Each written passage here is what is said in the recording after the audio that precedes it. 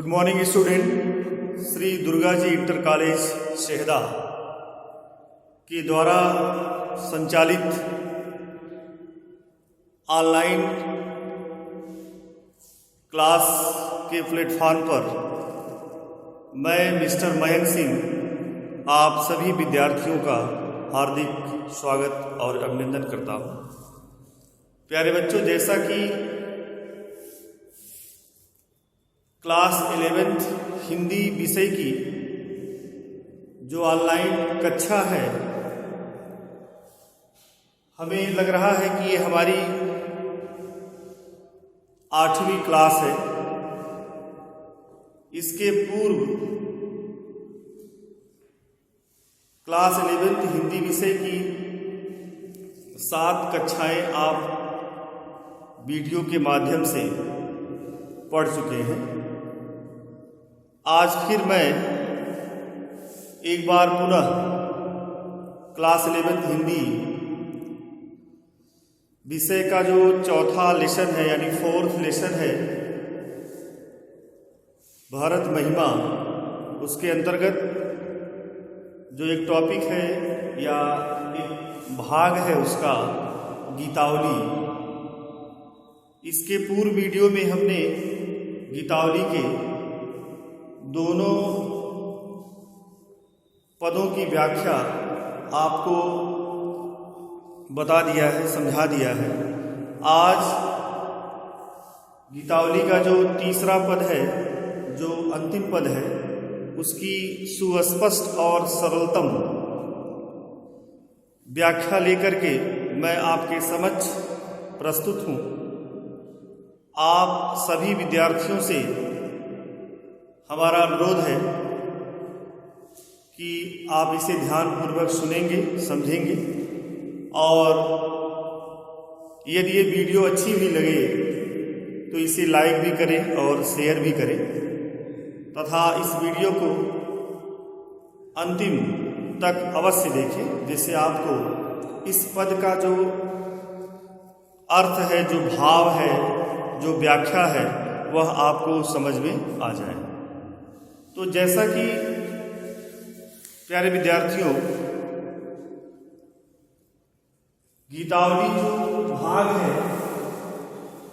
वह भारत महिमा लेसन से संबंधित है, और आपकी पुस्तक में भारत महिमा नामक पाठ को, या कहिए गीतावली नामक शीर्षक को, गोस्वामी तुलसीदास ने लिखा है, जो संत शिरोमणि हैं और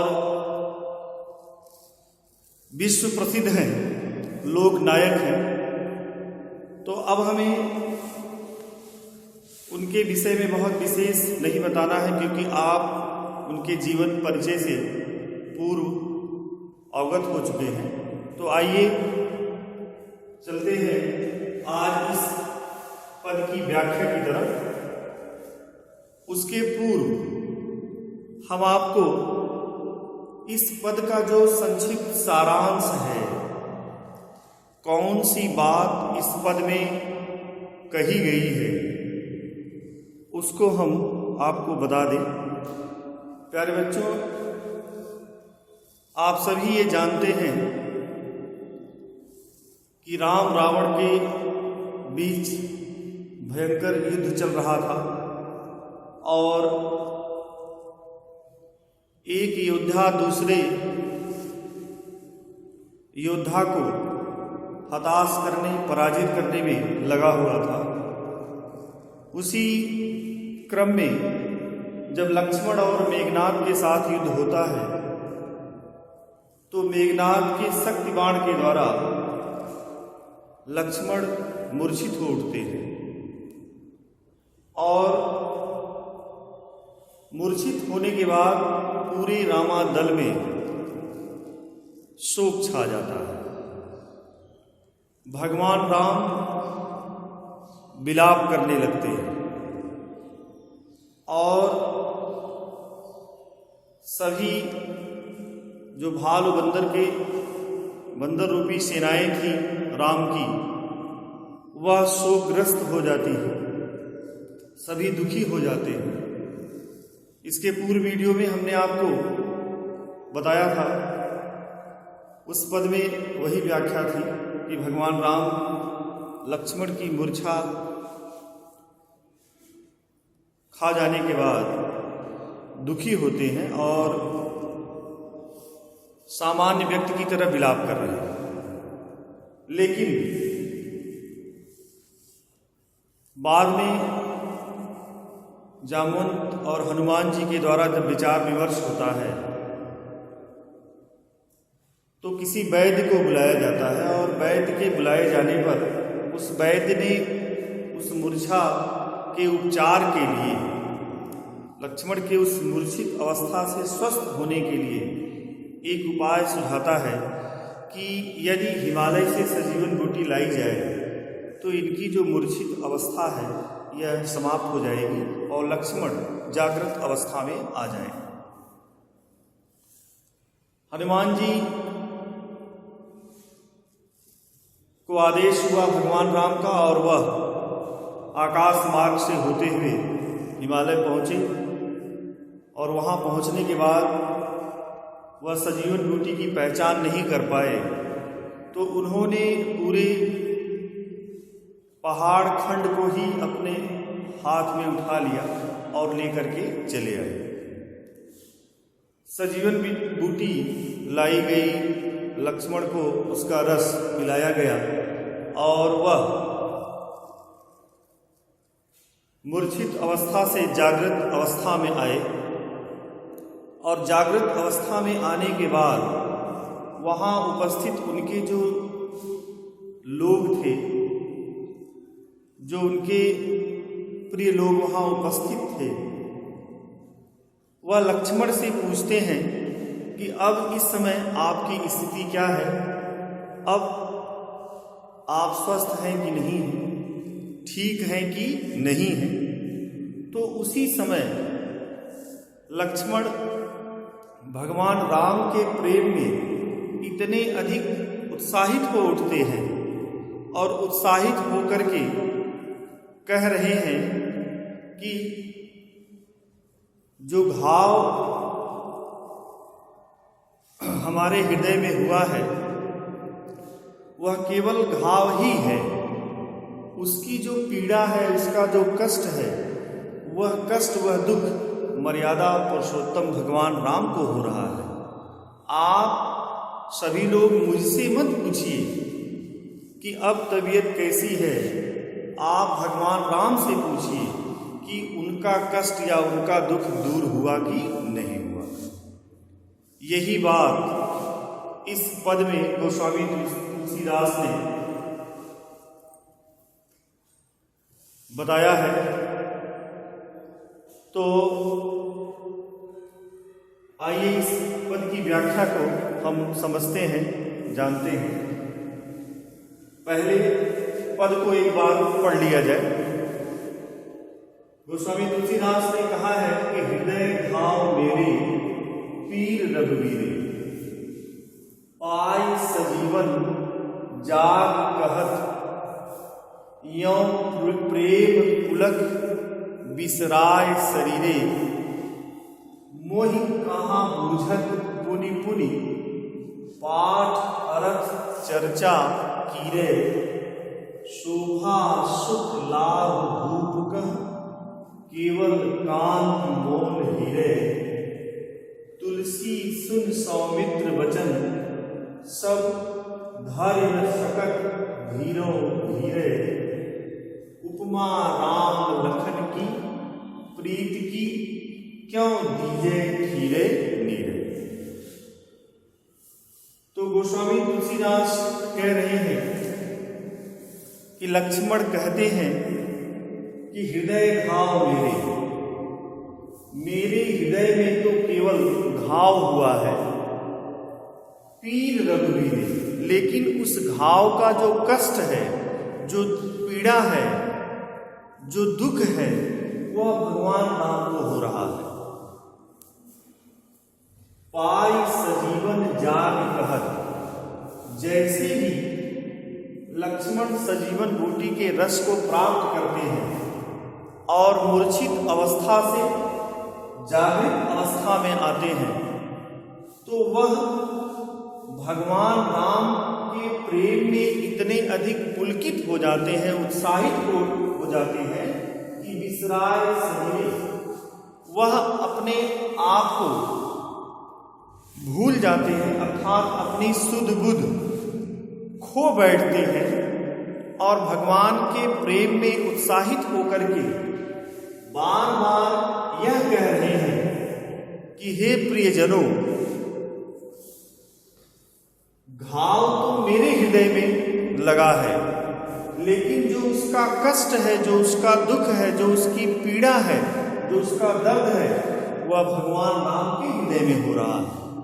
इसलिए हे हमारे समस्त प्रियजनों, आप मुझसे मत पूछिए कि हमारी स्थिति क्या है, आप मर्यादा पुरुषोत्तम भगवान राम से पूछिए कि उनका दुख या उनका कष्ट समाप्त हुआ कि नहीं हुआ। आगे गोस्वामी तुलसीदास कह रहे हैं कि मोहि कहाँ बूझत पुनि पुनि। लक्ष्मण अपने प्रियजनों से कहते हैं कि मोहि कहाँ बूझत, आप मुझसे क्यों बार बार पूछते हैं। बूझत मतलब पूछते हैं। पाठ अर्थ चर्चा की रहे, आपका इस तरह बार बार पूछना ऐसा प्रतीत हो रहा है कि जैसे किसी तोते को कोई पाठ रटवा दिया जाए तो वह तोता उस पाठ को रटना जान जाता है, लेकिन उस पाठ के अर्थ को, उस पाठ की व्याख्या को उसका स्वामी ही समझ सकता है, वह तोता उसे समझ नहीं सकता है। वह तो केवल रटना जानता है, वह व्याख्या और उसके अर्थ को कभी समझ नहीं सकता। उसी तरह घाव मेरे हृदय में हुआ है, लेकिन जो उसका अथाह कष्ट है, जो उसकी पीड़ा है, वह भगवान राम को हो रही है। आप सभी लोग भगवान राम से पूछिए कि उनका कष्ट दूर हुआ कि नहीं हुआ। शोभा सुख लाभ भूप। गोस्वामी तुलसीदास कह रहे हैं कि लक्ष्मण फिर एक दृष्टांत देते हुए बता रहे हैं कि शोभा सुख लाभ भूप केवल कांति मोल ही रहे। दृष्टांत देते हुए लक्ष्मण कह रहे हैं कि हे प्रियजनों, शोभा सुख यानी किसी मूल्यवान वस्तु या सबसे मूल्यवान वस्तु हीरे की प्राप्ति होने पर उसकी जो शोभा है, उसके मिलने पर जो सुख है, उसके बिछुड़ जाने पर या खो जाने पर जो हानि है, वह सब केवल एक राजा ही समझ सकता है, जान सकता है। केवल कांति मोल हीरो। हीरे को तो केवल चमकना आता है, वह किसी के पास जाएगा तो वह अपनी चमक को कभी समाप्त नहीं कर सकता। राजा के पास गया तब भी चमकता रहेगा, किसी चोर के पास जाता है तब भी चमकता रहेगा, लेकिन उस हीरे के पाने का सुख और उसके खोने का जो दुख है, वह केवल किसी राजा को हो सकता है, किसी व्यक्ति विशेष को हो सकता है। उसके मूल्य का अर्थ केवल राजा समझ सकता है। हीरा तो बस केवल चमकना जानता है, वह जहाँ कहीं भी रहेगा वह हर समय अपनी चमक को बिखेरता रहता है। उसी तरह घाव मेरे हृदय को हुआ है या लगा है, लेकिन उसकी जो पीड़ा है, उसका जो कष्ट है, वह भगवान राम को हो रहा है। अतः आप सभी लोग उनसे पूछिए कि उनका दुख दूर हुआ कि नहीं हुआ। तुलसी सुन सौमित्र वचन। गोस्वामी तुलसीदास कह रहे हैं कि इस तरह भाई के प्रति स्नेहिल शब्दों को सुन करके,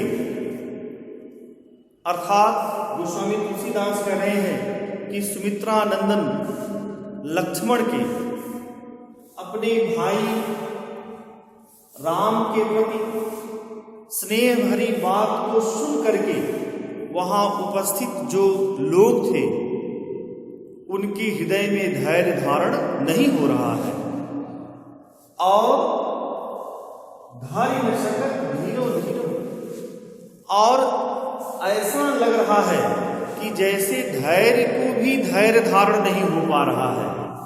आज लक्ष्मण इतने अधिक भगवान राम के प्रेम के प्रति इतने उत्साहित हैं, इतने पुलकित हैं